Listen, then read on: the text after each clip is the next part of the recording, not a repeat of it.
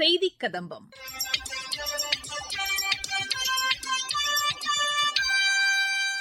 இன்றைய செய்திக் கதம்பத்தில் காஞ்சிபுரம் மாவட்டத்தில் நடைபெற்ற பழங்குடியினர் இளைஞர் நல பரிமாற்ற திட்டம் குறித்து எமது செய்தியாளர் வழங்கும் செய்தி தொகுப்பு, திருச்சி மாவட்டத்தில் வாத்சல்யா ஆசீர்வாத் சேமிப்பு திட்ட விழிப்புணர்வு நிகழ்ச்சி குறித்து எமது செய்தியாளர் வழங்கும் தகவல்கள் மற்றும் மத்திய அரசின் சமூக வலைதள பதிவுகள் உள்ளிட்டவை இடம்பெறுகின்றன. காஞ்சிபுரம் மாவட்டத்தில் மத்திய அரசின் இளைஞர் நலன் மற்றும் விளையாட்டு மேம்பாட்டுத்துறை சார்பில் பழங்குடியினர் இளைஞர் நல பரிமாற்ற திட்ட நிகழ்ச்சி நடைபெற்றது. இதுகுறித்து எமது செய்தியாளர் வழங்கும் செய்தி தொகுப்பு. காஞ்சிபுரத்தில் பழங்குடியினர் இளைஞர் நல பரிமாற்ற திட்ட நிறைவு விழா நடைபெற்றது. காஞ்சிபுரம் சங்கரா கல்லூரியில் பழங்குடியின இளைஞர் பரிமாற்ற திட்ட நிறைவு விழாவையொட்டி பல்வேறு போட்டிகளில் வெற்றி பெற்றவர்களுக்கு ரொக்க பரிசும் சான்றிதழ்களும் வழங்கப்பட்டன.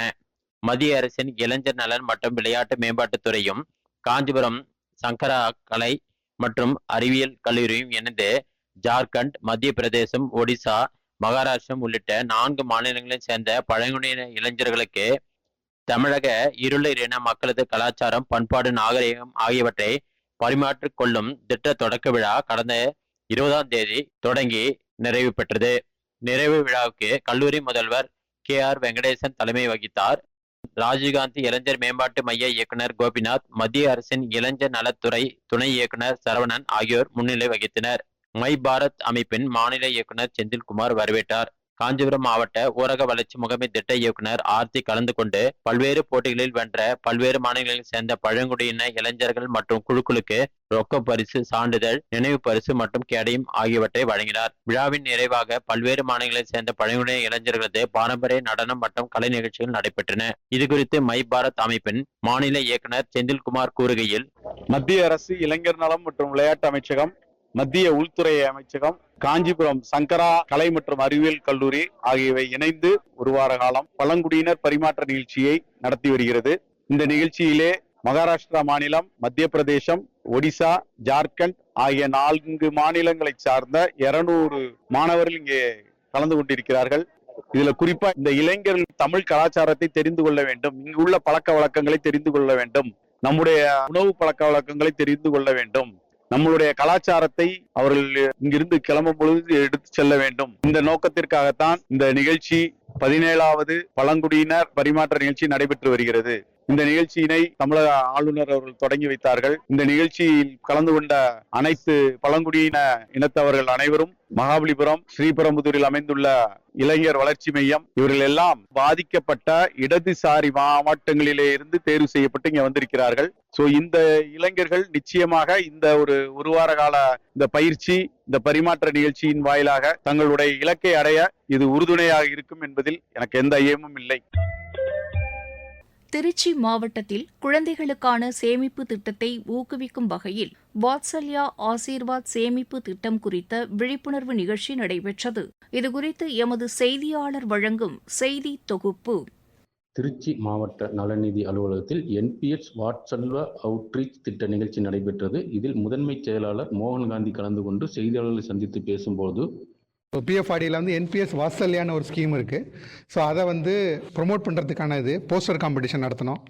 120 ஸ்கூல் ஸ்டூடெண்ட்ஸ் கலந்துக்கிட்டாங்க. திருச்சியில் உள்ள வேரியஸ் ஸ்கூல்ஸ்லேருந்து கலந்துக்கிட்டாங்க. இப்போ டெப்டி கலெக்டர் வந்திருக்காங்க அந்த ஈவெண்ட்டுக்கு. ஸோ இது PFRD டெல்லியில் இருக்குது. நாங்கள் 17 லட்சம் கோடி அசட்டை மேனேஜ் பண்ணிகிட்டு இருக்கோம். இது PFRDயோட இன்னொரு ப்ராடக்ட் NPS வாத்சல்யாங்கிறது. இது சில்ட்ரனுக்காக 18 வயசு வரைக்கும் உள்ள பசங்களுக்காக உள்ளது. அவங்க அப்பா அம்மா அக்கௌண்ட் ஓப்பன் பண்ணலாம். அவங்க அப்பா அம்மாவுக்கு டேக்ஸ் பெனிஃபிட்டும் கிடைக்கும். இது லாங் டேர்ம் சேவிங்ஸை என்கல்கேட் பண்ணுறதுக்கான scheme. Savings plus tax benefit, இது இன்வெஸ்ட்மெண்ட்டு எல்லாமே சேர்ந்தது. ஸோ 18 வயசு வரைக்கும் வச்சுக்கலாம். அதுக்கப்புறம் இந்த அக்கௌண்ட்டை க்ளோஸ் பண்ணிக்கலாம்.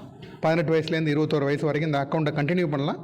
அதுக்கப்புறம் நார்மல் NPS அக்கௌண்ட்டாக மாற்றிக்கலாம் அந்த பசங்க மேஜர் ஆனதும். இல்லை நான் NPS அக்கௌண்ட்லேருந்து நான் வேண்டாம் அப்படின்னாலும் அவங்க க்ளோஸ் பண்ணிவிட்டு 8 லட்சம் வரைக்கும் பணமாக இருந்தால் எடுத்துகிட்டு போயிடலாம். ஸோ இது வரைக்கும் இந்த NPS வாத்சல்யா ஸ்கீமில் இது லான்ச் பண்ணது போன வருஷங்க ஆகஸ்ட் 2024 லான்ச் பண்ணோம். ஸோ இது கிட்டத்தட்ட 9.5% ரிட்டர்ன்ஸ் கொடுத்துருக்கு இது வரைக்கும். ஸோ இதை இந்த அக்கௌண்ட் ஓப்பன் பண்ணுறதுக்கு நீங்கள் ஆன்லைனாகவும் பண்ணலாம். இல்லை எனி பேங்க்ஸு, இந்த பேங்க்கு போய் இந்த அக்கௌண்ட் ஓப்பன் பண்ணிக்கலாம். ஸோ மைனரோட டாக்குமெண்ட் கொடுக்கணும், டேட் ஆஃப் பர்த் கொடுத்துட்டு அதுக்கப்புறம் பேரண்ட்ஸ் அப்பாவோட KYC document, election card, passport ஏதாவது கொடுத்து ஓப்பன் பண்ணிக்கலாம். ஆன்லைனாகவும் ஓப்பன் பண்ணிக்கலாம், பேப்பர்லெஸ்ஸாகவும் ஓப்பன் பண்ணிக்கலாம். இது பெனிஃபிட் வந்து இன்பிஎஸ் வந்து மார்க்கெட்டில் இந்த பணத்தை இன்வெஸ்ட் பண்ணுவோம், ஸ்டாக்ஸு, டெட்ஸ் அண்ட் கவர்மெண்ட் செக்யூரிட்டிஸில். ஸோ இதோட ரிட்டர்ன் வந்து இந்த 1.5 வருஷத்தில் வந்து 9.5%லேருந்து 14% வரைக்கும் கொடுத்துருக்குங்க. ஸோ இது வந்து கொஞ்சம் சேவிங்ஸ்னு சொல்ல முடியாது, இட்ஸ் அன் இன்வெஸ்ட்மெண்ட் ப்ராடக்ட் இதுங்க. இது வரைக்கும் கிட்டத்தட்ட 2 லட்சம் பேர் சேர்ந்துருக்காங்க இதில். நாமக்கல் மாவட்டத்தில் மத்திய அரசின் இளைஞர் விவகாரங்கள், விளையாட்டு அமைச்சகம், இளைய பாரதம் அமைப்பு மற்றும் மாவட்ட அலுவலகம் சார்பில் மாவட்டங்களுக்கிடையேயான இளைஞர் பரிமாற்ற நிகழ்ச்சி நடைபெற்றது. இதுகுறித்து எமது செய்தியாளர் வழங்கும் செய்தி தொகுப்பு. நாடு முழுவதும் மத்திய அரசின் இளைஞர் விவகாரம், விளையாட்டு அமைச்சகம், எனது இளைய பாரதம் மாவட்ட அலுவலகங்கள் சார்பில் மாநில மற்றும் மாவட்ட அளவிலான இளைஞர் பரிமாற்ற நிகழ்ச்சிகள் நடத்தப்பட்டு வருகின்றன. அதன் ஒரு பகுதியாக எனது இளைய பாரதம் நாமக்கல் மாவட்ட அலுவலகம் சார்பில் மாவட்டங்களுக்கு இடையேயான இளையோர் பரிமாற்ற நிகழ்ச்சி 5 நாட்கள் நடைபெறுகின்றது. மாவட்ட ஆட்சியர் அலுவலக கூடுதல் அலுவலக கூட்டரங்கில் நல்லிப்பாளையம் காவல் ஆய்வாளர் மு. செந்தில்குமார் இம்முகாமை தொடங்கி வைத்தார். நாமக்கல் வனச்சரக அலுவலர் கி. பழனிசாமி, எனது இளைய பாரதம் உறுப்பினர், தன்னார்வ தொண்டு நிறுவன இயக்குனர் மா. தில்லை சிவக்குமார் முன்னிலை வகித்தனர். பல்வேறு சவால்களான சூழ்நிலைகளை தாங்கி வாழும் திறன்களை இளைஞர்கள் வளர்த்துக் கொள்ள வேண்டும் என்றும், இதுபோன்ற முகாம்களில் வழங்கப்படும் சான்றிதழ்கள் எதிர்கால வேலை வாய்ப்புகளுக்கு பயனுள்ளதாக அமையும் என்றும் கூறினர். இளைஞர்கள் மாவட்டங்களுக்கு இடையே இதுபோன்ற பரிமாற்றங்களை செய்து கொள்வதன் மூலம் புதிய எண்ணங்கள், தகவல்கள் ஆகியவற்றை அறிந்து கொள்ள முடியும். நாமக்கல் மாவட்டத்தின் பல்வேறு சிறப்பம்சங்களை பெரம்பலூர் மாவட்ட மாணவர்கள் அறிந்து கொண்டு இரு மாவட்டங்களுக்கு இடையிலான தொழில்கள், வாழ்வியல், கலை, கலாச்சாரம், புராதன சிறப்புமிக்க இடங்களை அறிந்து கொள்வதன் மூலம் வாழ்க்கையில் பயனுள்ளதாக அமையும் என்றும் அவர்கள் கூறினர். இந்த ஒரு இளைஞர் பரிமாற்ற நிகழ்வானது மாவட்டத்திற்கு மாவட்டம் நடத்துகின்ற பொழுது பெரம்பலூர் மாவட்டத்தினுடைய சமூக நிலை, பொருளாதார நிலை எப்படி இருக்கின்றது, நாமக்கல் மாவட்டம் எந்த அளவுக்கு தொழில் வளர்ச்சியிலே, கல்வி வளர்ச்சியிலே, பொருளாதார வளர்ச்சியிலே எப்படி முன்னேறி இருக்கிறார்கள் என்பதை அறிந்து கொள்வதற்கு ஒரு வாய்ப்பாக இருக்கும். அது மட்டுமல்லாமல் நாளை அவர்கள் பெரம்பலூர் பகுதிக்கு சென்று தங்களுடைய மாவட்டத்தில், தங்களுடைய கிராமங்களில் என்னென்ன வாய்ப்புகள், வசதிகள் இங்கு நாமக்கல் மாவட்டத்தில் கிடைக்கின்றது, அந்த வாய்ப்புகள், வசதிகள் நமது மண்ணிற்கு கிடைக்க வேண்டும் என்பதற்காக அவர்கள் அந்த பணியை செய்வார்கள் என்ற உயர்ந்த நோக்கத்திலே தான் இந்திய அரசு இந்த பணியை துவக்கி இருக்கின்றது. இது அடுத்த கட்டமாக மாநிலங்களுக்கு மாநிலங்கள் செல்வார்கள். நாங்கள் பெரம்பலூர்ல மொத்தம் 14 பேர் வந்திருக்கோம். நாமக்கல் காலேஜ் இந்த யூத் ப்ரோக்ராமுக்காக வந்திருக்கோம். டிஸ்ட்ரிக்ட் வித் டிஸ்ட்ரிக்ட் மாறுறது. இதனால வந்து எங்களோட கம்யூனிகேஷன் ஸ்கில்ஸ் வளர்த்துப்போம், எங்களோட ஜென்ரல் நாலேஜ் வளர்த்துப்போம். அப்புறம் வந்து எங்களுக்கான காமனான விஷயம் லிஸ்ட் நாங்கள் என்ன பண்ண போறோம் அந்த மாதிரிலாம் சொல்லி கொடுக்குறாங்க. இதை தெரிஞ்சுட்டு போயிட்டு எங்கள் ஊரில் இருக்கிற மக்கள்கிட்ட நாங்கள் போயிட்டு தெரியப்படுத்துவோம்.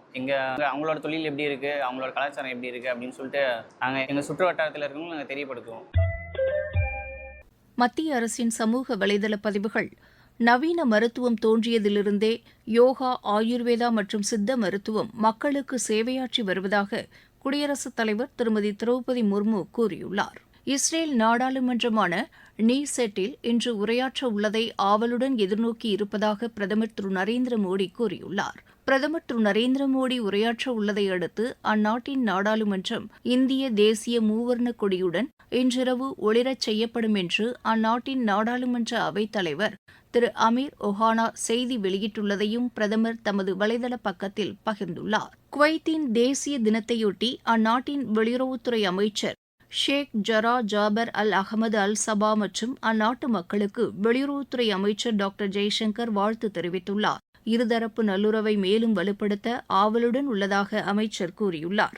நாட்டின் கிராமப்புற மாற்றத்திற்கு அடித்தளமிடும் வகையில் செயற்கை நுண்ணறிவு தொழில்நுட்பம் உருவாக்கப்பட்டு வருவதாக தகவல் ஒலிபரப்பு அமைச்சகம் தெரிவித்துள்ளது. விமானப்படையின் ஏர் மார்ஷல் நாகேஷ் கபூர் இந்திய விமானப்படையின் தேஜாஸ் விமானம் குறித்து தவறான தகவல்களை கூறுவது போன்ற செயற்கை நுண்ணறிவு தொழில்நுட்பத்தால் உருவாக்கப்பட்ட போலி காணொலி பாகிஸ்தானைச் சேர்ந்த ஊடகங்களால் பரப்பப்படுவதாகவும் இது தவறானது என்றும் மத்திய அரசு கூறியுள்ளது. இதுபோன்ற மக்களை திசை திருப்பும் தகவல்களை நம்ப வேண்டாம் என்றும் அதிகாரப்பூர்வ உண்மையான செய்திகளை மட்டுமே பிறருக்கு பகிர வேண்டும் என்றும் மத்திய அரசு அறிவுறுத்தியுள்ளது.